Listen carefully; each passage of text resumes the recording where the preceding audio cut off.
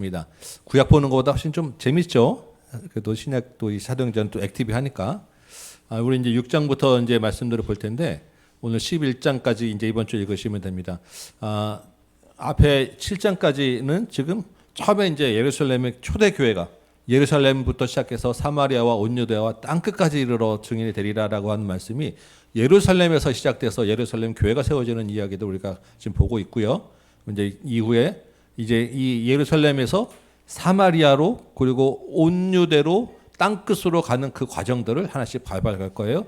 중요한 것은 그것을 누가 하시냐면 성령께서 하시는 일인데 성령께서 무엇을 통해서 하시냐면 예수 그리스도의 복음으로 일을 한다라는 것을, 그래서 성령과 예수님과 따로따로 우리가 생각해서 성령은 이 시대는 성령만, 이전에는 예수님만, 이전에는 하나님만, 이게 아니라 이 삼위일체 하나님이 같이 움직이고 계시고 그 중심에서 지금은 모든 것을 예수 그리스도가 중심에서 지금 일을 해 나가신다라는 것을 우리가 같이 보면서 이 성령에 대한 이야기를 하지만 중심에는 예수가 있다라는 것 항상 우리가 이점에 고 봐야 됩니다. 자, 우리 6장부터 한번 보겠습니다. 6장 1절부터 보면 그때라고 돼 있어요. 그때는 언제겠어요? 5장 42절 보니까 날마다 교회에서 성전에 있든지 집에 있든지 예수는 그리스도라고 가르치고 전도하기 그치지 아니하고 서로 떡을 떼고 나누고, 이제 이런 한참 막 예루살렘 교회가 막 재밌어지는 이 시대에, 이때 제자의 수가 더 많아졌는데 문제가 생겼다는 거예요. 문제는 뭐냐면 교회 내에 헬라파 유대인과 히브리파 사람들 사이에 갈등이 생겼다는 것입니다. 이 헬라파 유대인은 누구냐면 헬라 말을 하는 사람들이에요. 헬라파 유대인이라고 하는 것은 혈통이 아니라 헬라 말을 주로 사용하는 사람들, 히브리파 사람들은 히브리어가 아니라 이 당시에 그 당시 중동어는 아람어라고 하는 말이 다 그 모국어였는데, 그러니까 예루살렘과 이 유대 땅에 살던 사람들은 다 아람어로 얘기를 했고, 이 헬라어를 쓰는 사람들은 이 유대 지역을 벗어난 여러 군데에 흩어져 있는 사람들은 다 헬라 말, 당시 로마 말을 썼단 말이에요. 이 사람들이 다 한 교회, 예루살렘 교회에 모여 있는데, 헬라파 사람들이 왜 예루살렘에 모여 있냐면 오순절 때 와서 순례 성지 이렇게 절기 지키러 왔다가 감동받고 놀러 앉은 사람들도 있고, 원래 유대인이지만 여러 가지 사정으로 흩어져 살다가 이제 노년에는 나 고국에 가서 이제 마지막 생을 보낼래 하고 오는 사람들이 제법 있었다는 거예요. 그러니까 이 헬라어를 하는 사람들 중에는 이제 나이도 좀 있으신 분이 많고, 특별히 이제 외국에서 이제 다 이제 남편 죽고 자식 다 출가하고 그냥 돌아온 과부들이 좀 많았던 것 같아요. 근데 이 문제는 이 예루살렘 교회가 사람들이 많이 늘어나니까 매일 모여서 식사를 하는데 이 헬라어를 쓰는 사람들과 히브리어를 아람어를 쓰는 사람들 사이에 모여 있으니까 언어적인 소통이 조금 안 되는 경우가 있는 거예요. 근데 대다수 절대수는 누구냐면 히브리어를 쓰는, 아람어를 쓰는 히브리파 사람들이 제일 많았단 말이에요. 그러다 보니까 오늘도 우리 1시 15분에 식당에서 식사합니다라고 이제 광고를 냈는데 헬라어를 쓰는 사람들이 못 알아듣고 1시 20분인가 30분인가 왜 늦게 오면 벌써 배식 끝나고 밥이 없고 막 이런 식의 이제 일이 생기는 거예요. 그러니까 이 가만 보니까 이 헬라파 사람들이 보니까 꼭 우리 편에 있는 과부들이 주로 제일 약한 사람들이 식사를 못하고, 여기 보니까 매일 구제에 빠졌다라는데 이게 식사를 얘기하는 거거든요. 그러니까 이게 뭐야, 왜 교회는 차별하냐라고 서로 이제 불평이 생기기 시작했다는 거예요. 지금 5장까지 지금 은혜가 충만하고 성령 충만했어요. 그래서 지금 6장에서도 여전히 지금 다 하나님 그 교회에 정말 열심을 내고 있는데도 불구하고 문제가 생겼다는 거, 이게 있을 수 있다는 거예요. 그래서 이제 그 이야기를 듣고 2절에 보니까 12사도가 제자들 불러넣어서 이제 진단과 대책을 세우는데, 어떻게 처음 진단이 뭐냐면 이 문제의 그 근원적인 게 뭐냐면 우리가 사도들이 하나님의 말씀을 제쳐놓았다라는 게 근본 문제라는 거예요. 교회의 모든 문제는 하나님의 말씀에서 멀어지면 거기서부터 문제가 생기더라. 다 봉사 열심히 하고 사역 열심히 하는데도 불구하고 하나님의 말씀을 그 우선순위에서 뒤로 하니까 겉으로는 아무 문제 없지만 그 안에서 문제가 생기더라라는 것입니다. 그래서 사도도 이게 문제였구나. 그러면 하나님의 말씀 우선을 해야 되는데 현실적인 문제들이 있으니까 이 현실적인 이 행정을 좀 전담할 수 있는 사람들을 따로 세우자. 이게 이제 대안입니다. 그래서 이 3절에 보니까 너희들 가운데서 일반 이제 평신도들 성도들 가운데서 성령과 지혜가 충만한 사람, 그리고 칭찬을 받는 사람. 왜 행정을 하면 관계를 해야 되니까 사람들에게 인정을 받을 수 있는 이 인격에 갖춰져 있는 사람이 행정을 해야 되는 거예요. 그래서 이런 사람들을 7명을 택해라. 그럼 그 사람들에게는 이런 행정적인 일들을 좀 맡기고 우리는 기도와 말씀 전하는 것에 좀 더 집중해야 되겠다라고 해서 이 일을 기뻐해서 사람들을 중에서 7명을 택했습니다. 그래서 7명 이름이 스데반, 빌립, 브로고, 니가노로 쭉 해서 7명의 이름들이 나와요. 자, 여러분 이제 이 7명이 누굽니까? 우리가 흔히 얘기하는 7 집사죠. 그래서 집사는 이 정도 돼야 되는구나. 성령이 충만하고 지혜가 충만하고 또 칭찬을 받을 수 있고. 그래서 이 7 집사가 이거는 평신도는 이 정도 안 돼. 그러니까 이거는 안수 집사 이상만 해당되는 거야라고 우리가 많이들 이제 안수 집사의 이게 최초 기원이다라고 이제 일반적으로 생각하고 이 사도행전에 나오는 7명을 우리는 그냥 통칭 다 7 집사라고 이야기합니다. 근데 사도행전에서 7 집사라고 하는 말은 없어요. 예, 여기 보면 쭉 보셨지만 7 사람을 집사라고 부르지 않았어요. 그래서 여러 가지 성경에 이제 우리가 통상적으로 알고 있는 거와 오해가 몇 군데 있는데 그 중에 하나가 이 7 집사에 대한 7 집사가 안수 집사의 기원이야라고 하는 이제 우리 전통적인 생각들이 있는데 물론 그것이 엄격하게 틀리다고 얘기할 수는 없지만 정확하게는 집사라고 하는 것과는 좀 구별된다라는 것을 우리가 좀 생각을 해야 돼요. 이 말이 뭐냐면 6장 1절에 보니까 매일의 구제에 빠진 구제라고 하는 말에 빨간 글씨로 사 써 있죠. 성경에 여러분 맞습니까? 예, 그 옆에 그 밑에 주석 보면 그 구제가 뭐라고 되어 있습니까? 봉사. 맞아요? 예, 헬라어로는 그게 봉사하는 뜻이다라고 하는 말입니다. 이게 디아코노스라고 하는 말이고요. 4절 보면 4절에 말씀 사역에도 또 빨간 글씨가 하나 있죠. 2번이라고 되어 있고 밑에 주석 보면 뭐라고 되어 있습니까? 말씀에 봉사. 그러니까 사역도 봉사고 구제라고 하는 말이 음식을 나눠줬다는 말인데 이것도 봉사. 헬라어로는 이게 같은 말이라는 거예요. 그리고 이 봉사라는 말이 나중에 디모데전서 같은 보면 집사라고 그때 따로 세우는 사람의 그것도 집사도 이 봉사예요. 디아코노스라고 하는 말. 이게 다 섬김이라고 하는 말입니다. 섬김 또는 사역을 이렇게 불러요. 그러니까 7 사람을 그냥 세웠어요. 7 사람을. 나중에 보게 됐지만 사도행전 21장 8절 보면은 여기 있는 빌립이라고 하는 사람이 나오는데 이 빌립을 뭐라고 성경에 기록되냐면 7 집사 중 하나인 전도자 빌립이라고 이제 기록이 되어 있는데 그 구절에 해당되는 헬라어 원어나 영어 성경에는 집사라는 말이 없어요. 그냥 7 사람, 그냥 7 중에 하나. 근데 그 사람이 누구냐면 전도자예요. 전도자.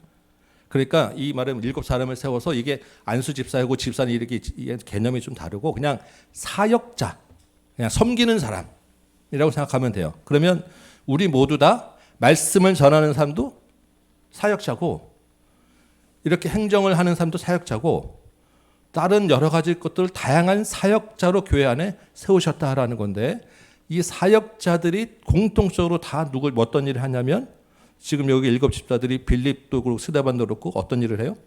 복음을 전하는 일을 하는 거예요. 사역자들은 다 누구나 말씀을 전하는 것이 공통된 우리의 사명이구나. 그래서 여러분들이 지금 교회에서 뭐 안내도 하고 헌금도 하고 설거지도 하시고 또 집사로도 계시고 하는데 우리는 다 여러분들도 다양한 사역자시고 교회에서 허락된 재능대로 일을 하시는데 우리 이내영 씨는 회계 정리 하시지만 말씀을 전하는 사람이어야 되고 오늘 아까 오신 분도 그 교회에서 안수 집사로 새기면서 북한 선교에 대한 말씀을 전하는 거고 이게 다 우리가 사역자다라고 생각하시면 돼요. 그래서 7 그냥 집사라기보다는 그냥 사역자로 뽑혔다. 사역자는 섬기는 일을 하고 각자에게 주어진 복음을 전하는 일을 하는 사람이다 라고 여러분이 이해하시면 되고 그러면 똑같이 나도 마찬가지도 여러분 그렇게 생각을 하시면 되고요. 재밌는 것은 이 7사람 5장 보면 이제 6장 5절에 보니까 7사람의 이름이 쭉 나오는데 이 7사람의 이름의 특징이 뭐냐면 7사람이 다 이 이름이 다 헬라식 이름이에요. 그 말은 뭐냐면 지금 문제가 된 게 헬라파 사람들 때문에 문제가 있잖아요. 그 행정하는 사람들을 뽑는데 전부 다 그럼 헬라파 사람들 중에서 7사람을 세웠다는 얘기예요. 교회가 이 일을 처리하는 데 있어서 야 그래 알았어 해서 니네가 다 먹어 이게 아니라 교회가 그만큼 성숙해서 그쪽 사람들 더 돌볼 수 있는 사람들 중에서 뽑아서 이 문제가 생기지 않도록 균형과 배려를 맞췄다라는 것입니다. 그래서 참 이 초대 교회가 굉장히 성장하면서도 건강하게 하나님 안에서 이 마음 맞춰가는구나라는 것을 이제 우리가 볼 수 있겠어요. 그렇게 하니까 7절에 보니까 하나님의 말씀이 점점 왕성해지고 예루살렘에 있는 제자의 수가 심히 많아졌다. 이게 부흥이라고 이야기를 했습니다. 그냥 교인이 많아지는 게 아니라 예수님을 따르는 제자의 수가 많아지게 되었다. 우리도 초청해서 한 명씩 더 데리고 오고 교회가 부흥하는 것이 좋지만 그 교회 부흥의 가장 큰 목표는 제자가 세워지는 거예요. 우리 단순한 대형 교회로 가는 게 아니라 제자가 세워지고 제자가 날로 왕성해지는 것이 우리의 사명이고 목표입니다. 그렇게 해서 이제 7사람이 세워지고 교회가 세워졌는데 그 8절부터는 그 중에서 이 7사람 중에서 특별히 스데반이라고 하는 사람과 빌립이라고 하는 사람에 또 주목합니다.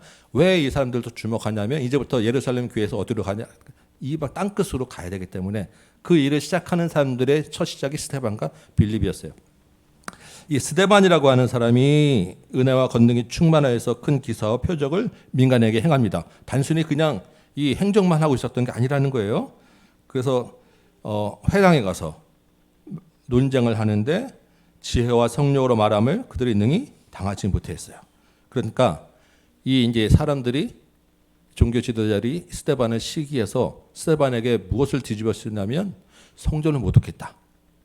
스데반이 그리고 율법을 무시했다라고 하는 제목을 뒤집어 씌워가지고 공회 앞에 세워서 심판을 받게 하는 거예요.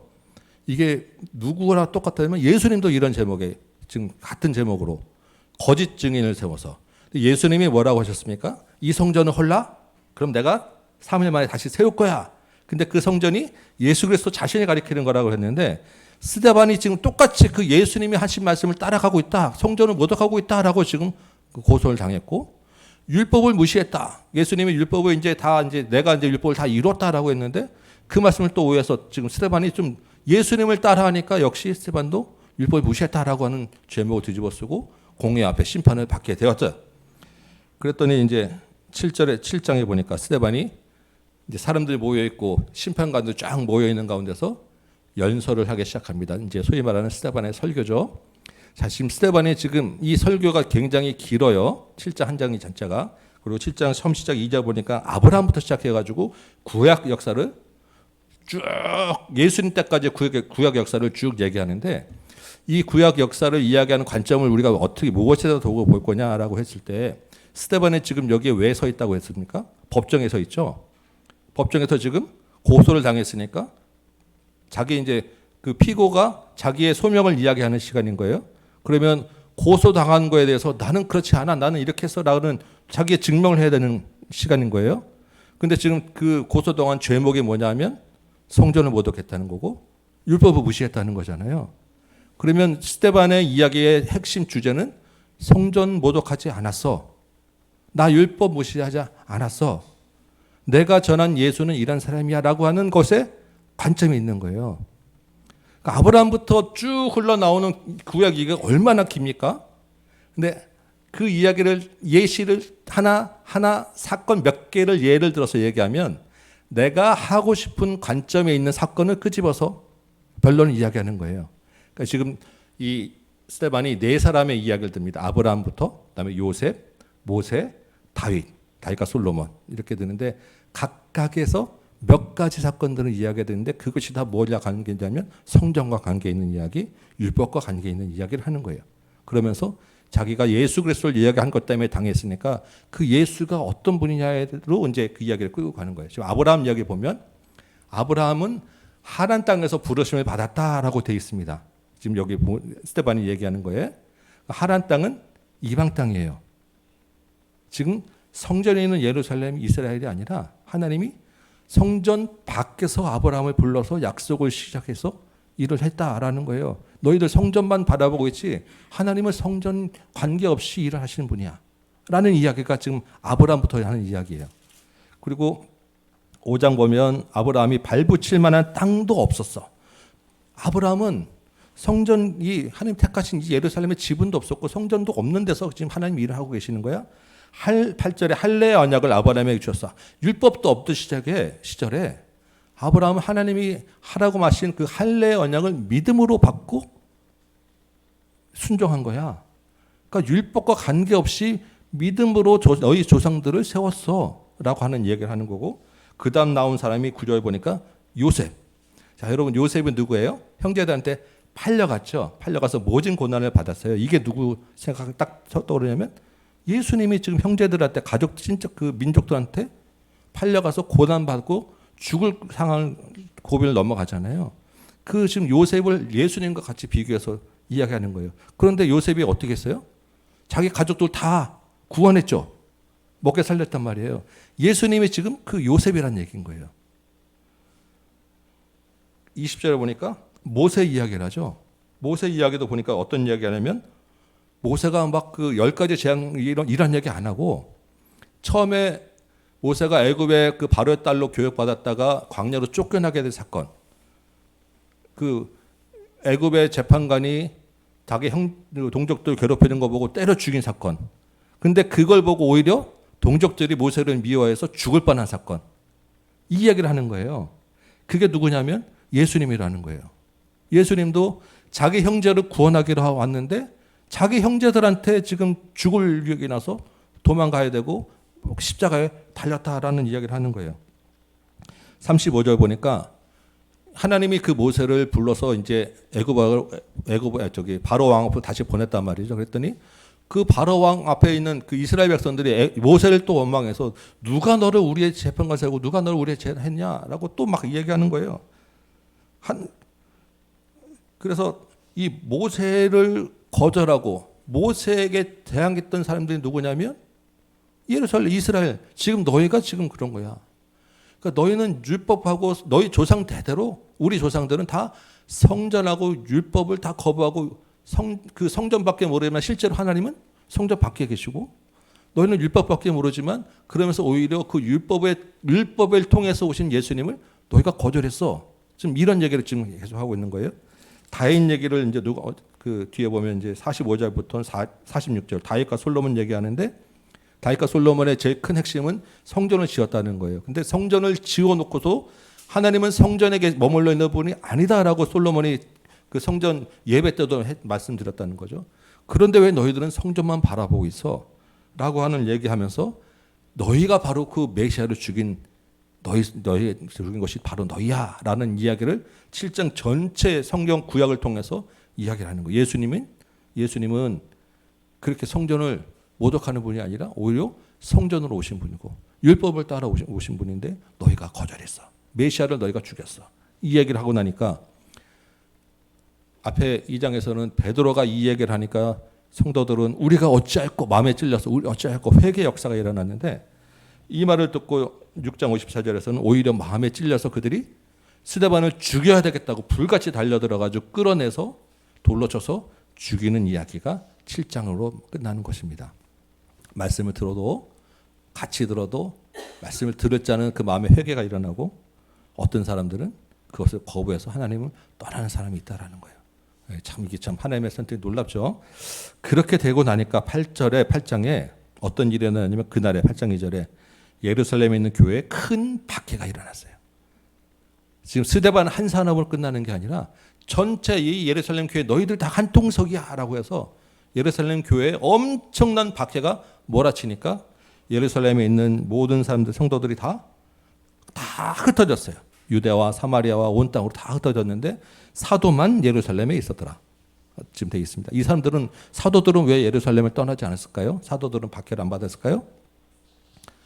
사도들도 똑같이 박해를 받았겠죠. 앞에 보면 2, 3, 4, 5장 엄청난 사도들이 더 많이 박해를 받았잖아요. 그런데도 불구하고 사도들은 남아있는 것은 그런 위험에 불구하고 이제 막 흩어졌으니까 본부에서 전체를 컨트롤할 수 있는 컨트롤 타워가 필요하니까 사도들은 위험을 부르쓰고 남아 있었다. 이렇게 보여집니다. 자, 이 사마리아와 모든 땅으로 흩어진 사건이 뭐냐, 뭘 얘기하냐면 사도행전 1장 8절이에요. 사마리아와 온유대와 땅끝까지 이르러 복음을 증인이 되어야 되기 때문에 이게 예루살렘 교회 가만 놔두면 계속해서 부흥 이제 하는 건 좋지만 이 사람들이 가야 되잖아요. 근데 가야 돼서 물론 예루살렘 교회가 선교에 대한 사명을 가지고 여러 가지 준비를 했겠지만 그것을 가지고 자금 준비해서는 시간이 지금 급한 거예요. 하나님이 그냥 강권적으로 박해를 스데반을 통해서, 그러니까 스데반의 순교는 사실은 하나님의 그 크신 계획 안에, 섭리 안에 사실 일어난 사건으로 우리가 볼 수 있겠죠. 스데반이 죽은 것 같고 박해를 받는 것이 실패 같고 그냥 완전히 실패한 것으로 끝나는 것 같지만 그 일을 통해서 오히려 하나님은 다른 성취를 일어나가시는 분, 승리를 일어나가시는 분, 예수 그리스도의 십자가의 죽음으로 끝나는 것 같지만 실패한 것 같지만 그것이 더 큰 승리로 바뀌어지는 그런 역사가 이제 8장에 있는 겁니다. 그렇게 막 사람들이 흩어지는 가운데 누가 이제 일어나냐면 이제 빌립이라고 하는 사람의 이야기가 나옵니다. 빌립이 누구였어요? 아까 7 사역자 중에 한 명이었습니다. 이 사람이 먼저 어디로 가냐면 제일 먼저 가는 게 사마리아예요. 자, 지금 예루살렘 그 다음에 가야 될 데가 사마리아였잖아요. 사마리아는 예루살렘과 한미적입니다. 우리로 치면 북한인 거예요. 그렇게 서로 적대시하는. 그래서 사마리아 사람하고는 상정도 하죠. 예수님 시절에도 마찬가지였잖아요. 예수님도 사마리아 땅에 안 들어간 그 당시에 모두 다. 그 사마리아로 들어간 게 빌립이에요. 이 사마리아는 모세 오경까지만 믿어요. 사마리아 사람들은 모세 오경을 따르는 사람들이었어요. 하나님, 자기들도 하나님을 알지만 사마리아 사람들은 모세 오경이 전부다라고 믿던 사람들이에요. 그러니까 완전히 사실 신앙이 다른, 유대교하고도 다른 사람들인 거예요. 같은 옛날 유대인이었음에도 불구하고 예루살렘에 있는 사람들은 구약까지 믿는 사람들이고 이 사마리아에 있는 사람들은 오경만 믿는 사람들이에요. 그래서 이 예수님이 이 사마리아 가서 여인하고 대화할 때 이 사마리아 여인이 우리 조상들은 그리심산에서 예배를 드렸는데 우리는 어디서 예배 드리느냐 이런 얘기하는 거 기억나세요? 이 그리심산이라는 얘기가 왜 나오냐면 그리심산이 아브라함이 거기서 제단을 쌓은 곳이기 때문에 그래요. 그래서 이 사람들은 그 완전히 생각이 다른 사람들한테 활동적으로 서로 원수같이 지낸 사람한테, 그러니까 다른 헬라 지역보다 오히려 더 복음 들어가기 힘든 곳이 사마리아에 빌립이 이제 용감하게 들어간 거예요. 가서 복음을 전하니까 6절에 놀랍게 표적이 일어나고 그가 빌립이 전하는 말을 다 따랐습니다. 그래서 11절 보니까 12절 빌립이 하나님 나라와 예수 그리스도의 이름으로 전도하니까 그들이 믿고 남녀가 다 세례를 받는 놀라운 일이 일어난 것입니다. 구약도 아니고 모세오경밖에 모르던 사람들한테 하나님 나라와 예수 그리스도를 전하니까 그 사람들이 믿었다는 것은 회개했다는 얘기인 거예요. 그리고 다 나는 죄사함을 받고 이제는 다 예수 그리스도를 믿겠습니다라고 고백하니까 그래 성부와 성자와 성령으로 세례를 주라고 물세례를 다 줬다는 얘기인 거예요. 그런데 이 사마리아의 성에 가장 영향력 있는 사람이 누구냐면 시몬이라고 하는 사람이 있었는데 이 사람은 마술을 행하는 사람이었어요. 그러니까 사람들이 많이 불러 모아놓고 마술을 행하면서 자기 하고 싶은 대로 사람들이 끌고 다니는 굉장히 영향력 있는 사람인데 가만 보니까 자기한테 오는 손님들이 갑자기 다 빌립 쪽으로 막 사람들이 손님을 뺏긴 거예요. 그래서 뭐지 하고 보니까 빌립도 이 시몬도 따라가서 보니까 말씀을 듣다가 이 마술하는 시몬도 빌립의 말을 듣고 예수를 믿고 세례를 받게 되었다라는 것입니다. 그래서 이 빌립이 사마리아에서 이렇게 사마리아에서 복음 전하는 사역들을 예수님 믿는 사람이 늘어났습니다라고 예루살렘 교회 본부에 이제 보고를 하니까 본부에서 깜짝 놀라겠죠. 아니 사마리아에? 그러고 생각하니까 사마리아 온유대 땅끝이라는 말이 생각난 거예요. 진짠가 저게 무엇인가라고 해서 베드로와 요한을 파송을 해서 와서 확인해 봐라 라고 해서 베드로와 요한이 사마리아에 올라가서 봅니다. 근데 정말로 그 사람들이 말씀을 듣고 세례를 받고 큰 기적이 일어났다는 거죠.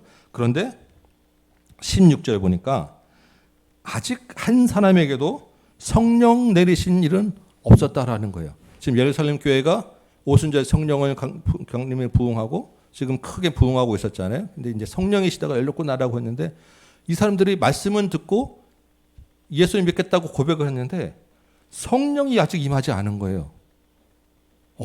그래서 베드로가 요한이 이제 사람들 모아놓고 안수 기도를 하기 시작했어요. 안수하니까 그때 성령이 임하였더라. 근데 오순절 때에는 막 불의 혀 같은 게 나오고 바람 소리가 들리고 막 이랬잖아요. 그래서 이게 성령이구나 하는 걸 누구나 다 알 수 있었는데 여기에는 지금 그 기록은 생략돼 있어요.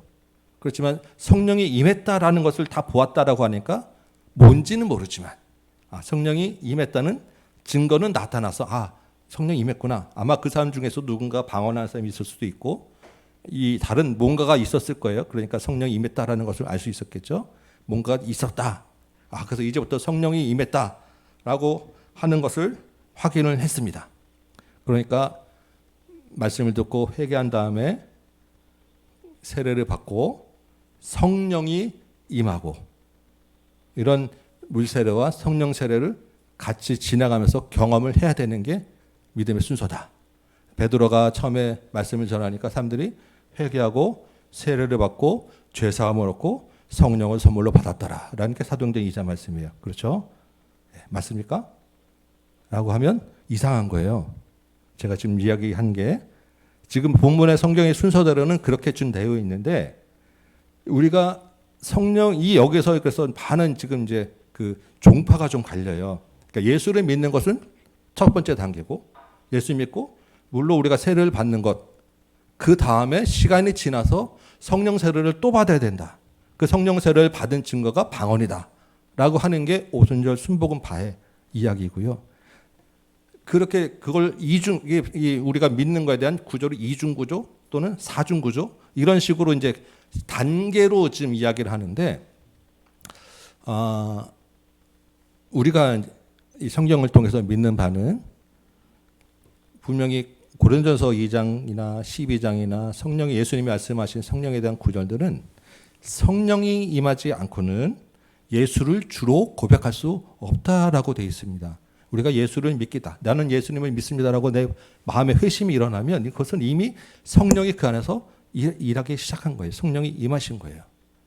그리고 이 예수를 믿고 죄사함을 얻고 세례를 받는 여기서 말하는 세례는 성령 세례를 말하는 거예요. 우리가 물로 주는 세례는 성령이 임한 세례입니다라고 나는 예수 믿습니다라고 고백하는 것에 대한 확인이고 실제로 하나님의 자녀가 되는 이 마음의 회심은 이것이 단계별로 시간을 두고 일어나는 게 아니라 사실은 한 번에 동시에 일어나는 복합적인 사건들이 신비한 사건인데 우리가 그것을 굳이 이런 내용들이 그 안에 포함됐다라고 지금 이야기하는 것이 단계적으로 가는 게 아니어서 우리가 여러분들이 지금 예수를 믿고 지금 말씀 많이 나와 예배 드리고 나는 예수를 믿습니다라고 고백하는 것은 이미 다 우리가 성령을 받은 거예요.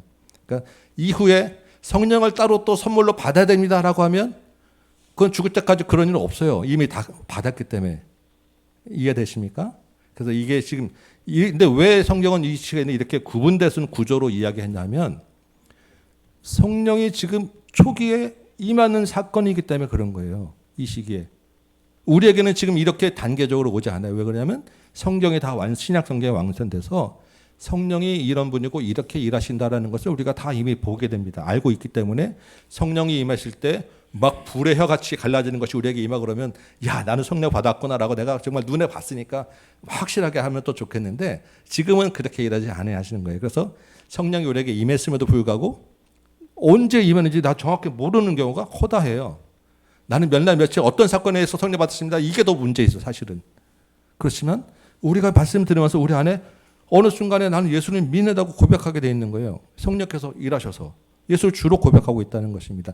지금 왜 사도행전에 이런 사건들이 일어나냐면 이때는 아직 성경이 완성되지 않아서 성령이 어떻게 임하는지도 잘 모르는 시기예요. 그래서 이렇게 근데 오순절에 성령이 임한 사건은 예루살렘에 있었지만 이것이 사마리아에는 전해져야 되잖아요. 이게 뭔지 몰라. 그래서 그 사건에는 이렇게 이러는 거, 그 다음에 또 고넬료도 또 있고 각각의 다른 형태로 각각 특성에게 주어지는 거예요. 그래서 우리도 여러분들이 성령을 받았다라고 할 때 여러분 각 사람에게 성령이 임한 증거나 마음의 그 회심은 다 달라요. 상황들이. 어떤 사람들은 정말 소위 듣는 것이 몇 날 며칠을 막 떼글떼글 굴르면서 막 그냥 죄를 고백하고 그러면서 받는 사람도 있고요. 어느 순간에 눈 떠보니까 내가 예수를 믿게 되었던 사람도 있고요. 커서 말씀 많이 들었다가 다시 시간이 지나서 성령을 고백하는 사람도 있고요. 다양하게 이게 있게 되는 거예요. 지금 이 사마리아 교회는 지금 이방 교회였잖아요. 그죠? 그러니까 이 이방 교회에 사도가 아닌 빌립이 가서 전해서 지금 이런 성령의 역사가 일어났다고 했을 때 지금 예루살렘 교회에서는 저 교회를 사마리아 교회를 바라볼 때 저것이 무엇인가라고 볼 수밖에 없어요. 사마리아에 있는 사람들이 성령이 완전 같이 우리가 그냥 지금처럼 같이 성령이 임했으면 그 사람들은 예루살렘 교회 볼 때 저게 뭐야라고 서로 반목하고 아마 서로 무시했을 거예요. 그리고 예루살렘 사마리아 교회는 그 사도들의 그 가르침에 세워지지 않았기 때문에 성령을 받긴 받았지만 어느 방향으로 틀어갈지 몰라요. 왜냐하면 구약의 오경밖에 전통의 지식들이 없어가지고 그래서 성령께서 식찬을 두고 사도들이 가서 확인하고 사도들의 정식 인정하는 과정을 통해서 예루살렘 교회가 사마리아 교회가 서로 연결되는 과정들이 필요했던 거예요. 이 시기 이렇게 지금 나눠지는 것은 그래서 우리가 이 성령을 통해서 우리가 이게 무슨 이중거저다, 삼중거저 나중에 또 받아야 된다라고 하는 것은 조금 이게 관점이 다르다라는 것을 여러분 생각하셔야 되고 한 가지 똑같이 또 중요한 것은 성령은 우리에게 각 사람이 다 임했는데 그 성령에 임한 상류의 사람으로 우리가 살아가려면 성령이 충만해져야 돼요. 이거는 어느 종파든 똑같습니다. 우리에게 한번 오는 성령은 우리에게 임하지만 이 성령이 충만해지는 것은 항상 충만해질 수는 없어요. 우리가 충만이라는 것은 물의 컵을 따르면 물에 차는 것이 아니라 차고 흘러 넘치는 것을 충만이라고 해요. 그러면 물에 이렇게 부으면 물이 요만큼 있을 때도 차츰차츰 이렇게 쌓여가죠. 성령의 충만함도 한 번에 그냥 딱 하고 끝나는 게 아니라 이러한 과정을 통해서 우리가 충만히 채워지는 과정이 필요한 것이고 딱 채워졌으면 그 다음에 가만두면 어떻게 돼요? 증발해서 물이 줄어들어요. 그러면 계속해서 부어지어지는 과정이 필요한 거예요. 성령 충만함이 이게 지속적으로 유지되려면 그래서 우리가 지속적으로 말씀과 기도를 통해서 내 자신을 성령의 충만이라는 것은 나를 내가 제어하는 게 아니라 성령께서 나를 제어해 가는 것을 충만이라고 이야기하는 거예요. 그런 과정에 가도록 자꾸 또 하나님께 성령의 도움을 요청하고 내 자신을 자꾸 비워가는 훈련과 과정이 필요하다라는 것입니다. 그런 사람이 지금 여기 7사람과 같은 그러한 성령의 능력을 행하는 거예요. 우리가 성령의 충만함을 놓고 같이 늘 기도하는 저 여러분 되시기 바라요.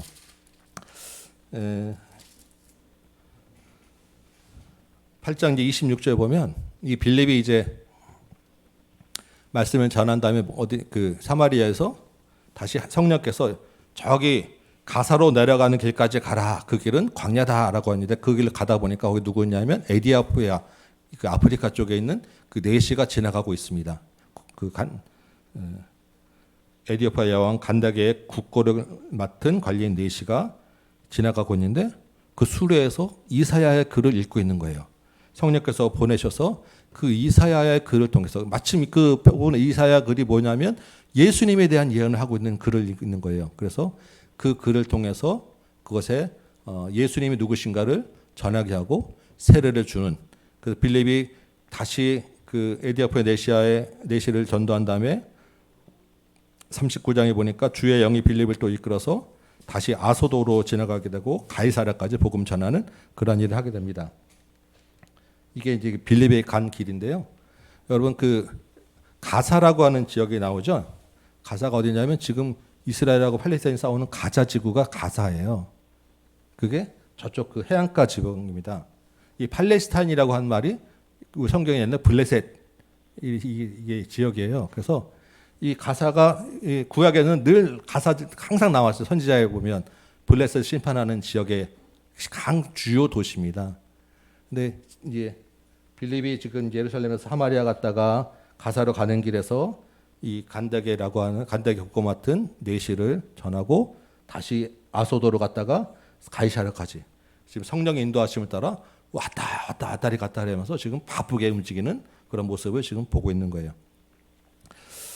그러고 나서니까 이제 스데반과 빌립의 복음 전했습니다. 그다음에 누가 필요하면 이제 바울을 이제 회심시켜야 되는데 그게 9장이에요. 근데 바울의 옛 이름은 사울이었는데 사울이 어떤 일을 했냐면 스테반이 돌로 맞아 죽일 때 사람들이 그 돌팔매질 할 때 이제 그 거추장소에 겉옷을 벗어서 이 사울이라고 하는 사람 앞에다 모아놨어요. 그 옷을 지키고 있었어요.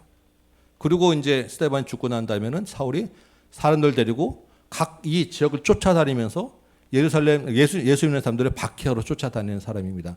이 바울이 누구였냐면 5장 보니까 가말리엘이라고 하는 사람 몇 번 나왔던 거 혹시 기억하세요? 당대 최고의 석학, 최고의 그 스승인데 이 가말리엘의 수제자였어요, 바울이. 그러니까 정통 유대교의 아주 핵심 지도자, 청년 지도자였던 거예요. 그러니까 그냥 옷 맡겨주는 그냥 하수인이 아니라 주동자였던 거예요. 스테반을 죽여라라고 하는 주동자. 그래 놓고 뒤에서 딱 책임지면서 옷 딱 내가 옷 책임지고 있으니까 네가 가서 죽여라고 하는. 그리고 스테반 죽인 다음에는 쫓아다니면서 이제 복음 이게 전한 예수를 박해하려고 다니는 사람이었는데, 예. 그 사울이 이번에는 다메섹 쪽으로 이제 막 갑니다. 다메섹이 어딘냐면, 예. 지금 시리아 지역이에요. 지금 이 사울의 고향이 다소라는 지역이고, 터키에서 예루살렘에 와서 지금 공문을 가지고 다메섹으로 가면서 지금 이제 막 박해를 하러 가는 길에 예수님을 만난 거예요. 거기서 중간에 갑자기 다른 사람 보이지 않고 사울에게 빛을 딱 비춰가지고 사울아 사울아 네가 어찌하여 나를 박해하느냐? 대답하되 주여 누구시니까 나는 내가 박해하는 예수라. 너는 일어나 시내로 들어가라. 내가 한 것을 내게 이를 자가 있느니라. 그래서 예수님을 직접 만나고 사도 이 바울이 무릎 꿇고 깨져서 회심을 하게 돼서 다시 복음 전도자로 바뀌는 장면이 9장입니다. 다메섹에 갔는데 눈이 멀었어요. 빛을 강력 예수님의 그 내리실 빛을 비치니까 아나니아라고 하는 선지자를 이제 바울에게 보내가지고 안수해서 고쳐줘라라고 이제 성령이 말했더니 이 아나니아는 아니 바울은 우리를 박해하는 자입니다. 근데 어떻게 거기 가서 고쳐주겠습니까? 그렇지만 성령께서 바울은 내가 이방인을 위해서 내가 택한 그릇이야. 가서 고쳐줘라고 해서 바울에게 가서 아나니아가 안수하니까 눈에 비늘 같은 것이 벗겨져서 눈이 다시 보이게 됐더라라고 해서 그 다음에 이제 사도 바울이 이 아라비아 쪽으로 광야 가서 3년 동안 아주 깊은 하나님과의 교제 가운데 복음을 깨닫고 다시 돌아와서 말씀을 전하는 사역자가 되었는데, 말씀을 전하는 사역자가 되었지만 아직까지 이 바울이라고 하는 사람이 예수를 박해하던 이미지가 있기 때문에 바울이 전하는 복음이 잘 안 들어와. 그러니까 예루살렘 가도 아무도 안 만나죠. 그래서 바울 보고 다시 당신 그냥 저기 고향에 가서 조금 쉬고 계세요. 그래서 다시 다소로 고향 갔다가 바나바가 다시 데리고 안디옥 교회에 들어와서 사역을 하기 시작되었다라는 것이 9장, 10장, 11장에 있는 사도 바울의 이야기입니다. 바울이 회심하는 이야기는 나중에 또 뒤에 한 번 더 나와요. 10장 보니까 9장 32절 볼까요? 지금 사도행전에 지금 이 사람 얘기했다 저 사람 얘기했다 계속 이야기하지만 순서는 지금 사마리아와 오니데와 땅끝으로 가는 순서를 지금 밟고 있는 거예요. 가는 사역자들 소개하면서. 자, 이번에는 이제 베드로가 나옵니다. 베드로가 보시면 예루살렘에서 루따라고 하는 지역으로 지금 가요.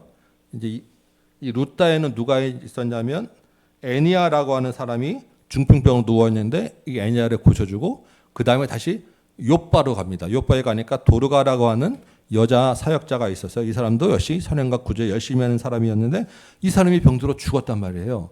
그래서 베드로가 이 죽은 도르가를 다시 성령의 능력으로 살려냅니다. 그리고 이 요빠에 계속 좀 머무르고 있었는데 10장에 보니까 가이사랴 보이시죠? 제일 위에 가이사랴는 도시 이름 자체가 뭘로 보입니까? 가이사하고 똑같아요. 그죠? 로마의 군대들이 집결해서 주둔하는 그런 도시의 백부장, 로마의 군대의 중간 관리쯤 되는 그래도 힘 있는 로마의 장교가 고넬료라고 하는 사람이 하나님을 경외하는 사람이었어요. 그러니까 이 사람은 유대인은 아니었지만 유대교를 받아들여서 하나님의 그 말씀을 듣는 사람이었고 구약에 있는 말씀대로 선행을 베푸는 사람이었고 기도 시간에 지금 10장 3절 보면 제9시쯤 되어 제9시 기도 시간이어서 베드로와 요한도 9시에 기도할 때 가서 성전에서 안전위에 고쳐졌잖아요. 그런 기도를 하는 사람이었어요. 근데 기도하는 중간에 하나님이 성령이 이제 딱 환상을 보여주셔서 가서 베드로를 데려와 요바에 가면 베드로라는 사람이 있어라고 지금 가르쳐 주고 그래서 하인들을 이제 요바로 보내는 거예요. 그랬더니 베드로에게도 다음 날 똑같은 지금 저기 가이사랴에서 너를 찾으러 올 거야. 고넬료라고 한 사람이 그러니까 너 따라가라고 지금 이제 환상을 보여주고 10장 이제 11절에 보니까 베드로가 이제 또 환상을 보는데 이제 점심 시간이 됐어요. 하늘에서 보자기에 여러 가지 네 발 가진 짐승과 기는 것, 공중에 나는 것, 정결한 음식과 정결하지 못한 것들이 섞여 있는 것을 내려오면서 이거 먹으라라고 하는 거예요. 근데 베드로가 아니 아직 그 하나님 나는 그 유대인인데 우리 유대인의 전통을 따라야 되는데 정결하지 못한 부정한 음식을 먹지 못하겠습니다라고 했는데 하나님이 3번 환상을 보여주면서 내가 정결하게 했는데 네가 받아 먹지 못한 내가 무슨 말이냐? 내가 깨끗하게 하신 것 내가 속되다 하지 마라라고 3번 환상을 보여주고 나니까 이 고넬료가 보낸 하인들이 도착해서 같이 가자 그러는 것입니다. 그랬더니 다시 성령께서 베드로에게 따라가. 그래서 그 말씀을 순종해서 따라갔더니 고넬료의 집에 고넬료로 한 경건한 로마 백부장이 기다리고 있어요. 고넬료가 베드로를 보고 절을 하고 베드로는 아닙니다. 나는 그런 사람이 아닙니다라고 이렇게 세우고 서로의 그 겸손한 모습도 우리가 보게 되고 그 사람들 모아놓고 10장 34절에 보니까 베드로가 입을 열어 말하되라고 하면서 쭉 누굴 얘기하냐면 예수 그리스도에 대한 이야기를 하는데 예수님에 대한 이제 많이 생략됐겠지만 십자가 이런 데까지 가지도 않았는데 벌써 예수님 말씀 조금 시작하니까 성령께서 그 사람들 마음에 회심을 딱 주셔가지고 이 말씀을 받아들이고 믿게 되었고 성령이 임하는 것을 경험하게 된 거예요. 지금까지는 그래도 사마리아는 예루살렘 이스라엘 땅이었는데 이제 이방인에게 똑같이 오순절과 같은 성령이 임하는 사건이 딱 내렸는데 여기서는 어떤 일이 일어나면 방언을 하는 거예요. 방언을. 그러니까 이 사도들이 볼 때 자기들이 오순절 때 경험한 것처럼 방언하는 것을 보고 이방인에게도 역시 하나님이 성령이 일하시는구나. 땅끝까지 이르러 복음 증인이 되리라는 말씀이 이루어지는구나. 베드로가 깨닫고 이방인에게도 세례를 베풀었어요. 그리고 돌아왔더니 11장에서 예루살렘의 본부에 있는 사람들이 아니 이방인하고 같이 가서 밥 먹고 이방인하고 가서 세례 주면 어떡해? 라고 지금 막 이제 비난이 베드로한테 일었단 말이죠. 그랬더니 베드로가 아니야 하면서 요바에 있었던 일을 쭉 설명해서 그러니까 이게 보면 사도행전 1장 8절 말씀도 듣고 오순절 성령 강림해서도 아직도 이 사람들이 그 말씀이 실제로 이루어지는 것에 대해서는 아직 깨달음이 좀 덜했던 거예요. 그러니까 하나씩 이것을 깨달아가는 과정들을 거쳐서 드디어 26절 보니까 11장 26절 보니까 안디옥에 교회가 세워지는 이방인 처음 교회가 세워지는 일이 있었고 이 안디옥 교회가 드디어 그리스도인이라고 하는 그런 말을 듣게 되었다. 사람들이 보면서 안디옥 교회 사람들이 보면서 쟤네들은 뭐야라고 저 예수쟁이라고 하는 말을 저 특별하네 좀 다르네. 아이고 예수 믿는 것들이라고 하는 이야기를 듣게 되었다라는 것입니다.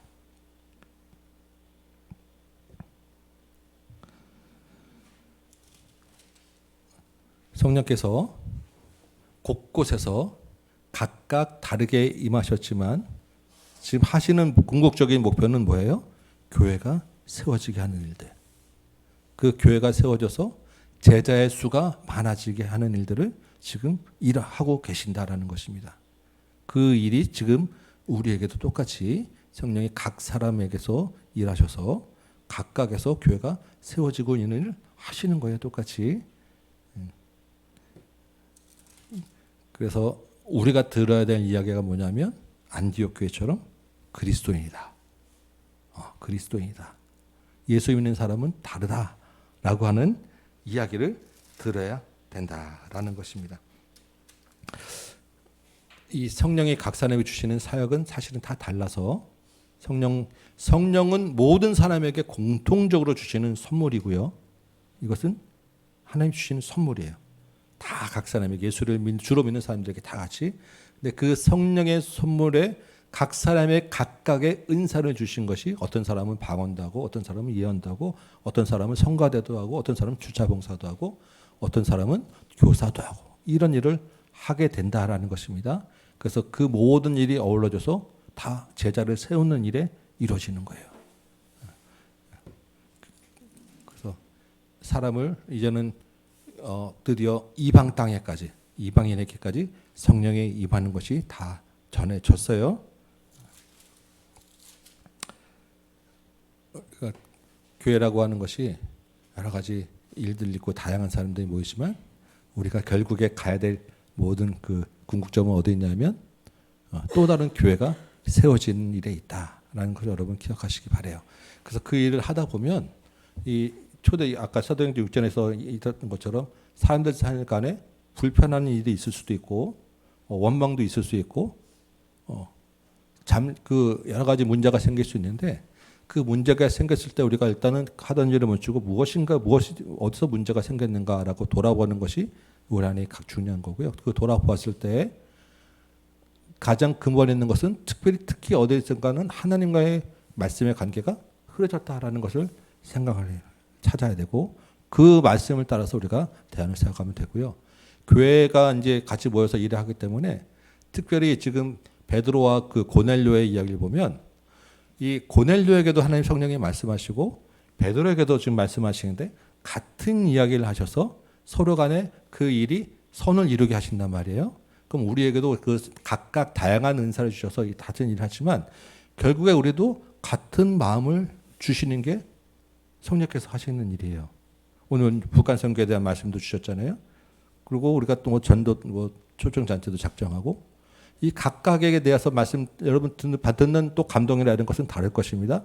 어떤 사람은 북한에 대한 마음을 더 많이 주실 수도 있고 어떤 사람은 태국에 대한 마음을 더 많이 주실 수도 있고 어떤 사람은 우리 국내에 있는 말씀을 더 많이 줄 수도 있고 여러 가지로 있지만 결국에는 그 같은 마음들이 다 예수 그리스도의 복음 전하는 일로 합쳐지게 되더라라는 것입니다.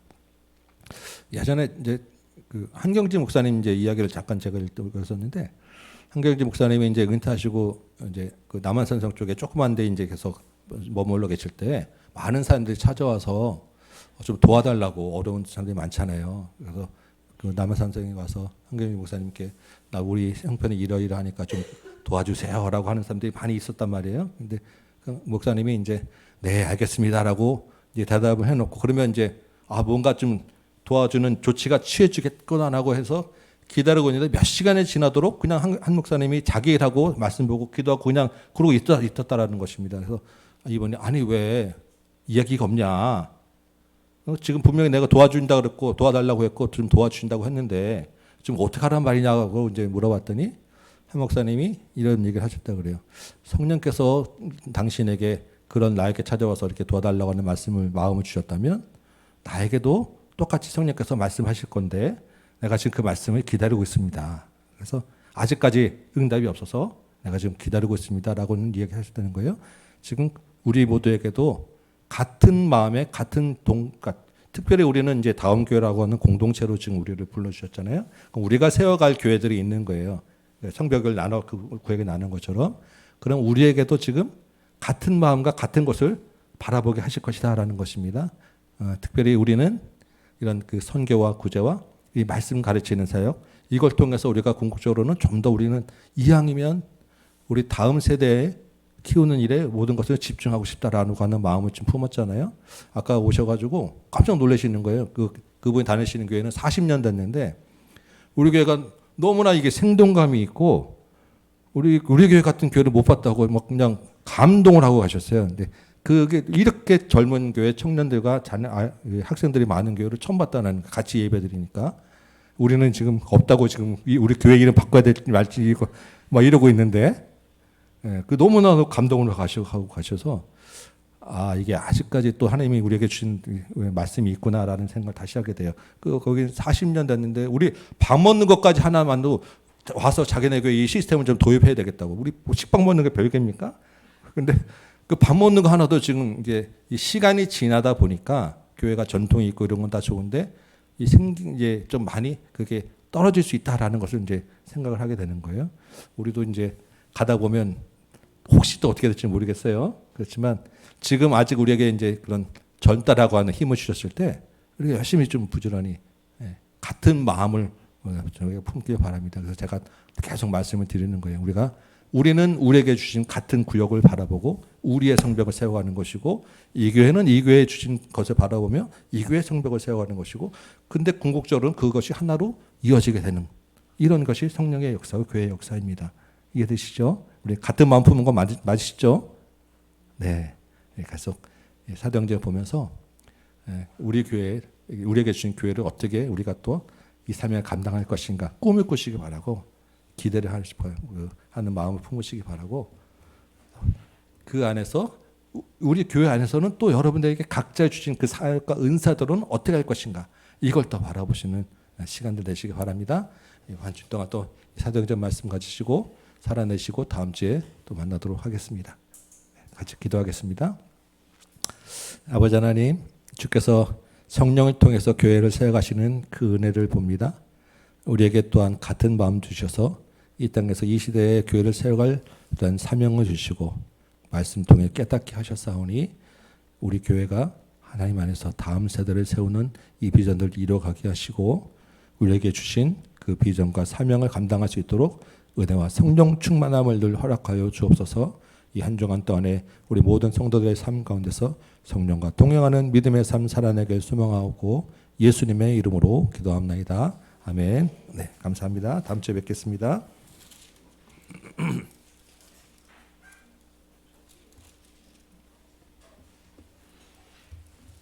예. 중간중간에 혹시 나중에 질문도 있으시면 나중에 따로 해주시면 제가 말씀드릴게요. 이게 내용들 할 얘기 많지만 자세히 할 수는 없어서 좀 이렇게 건너뛰는 게 많이 있어요. 목장으로 모이셨다가 다음 주에 또 만나도록 하겠습니다.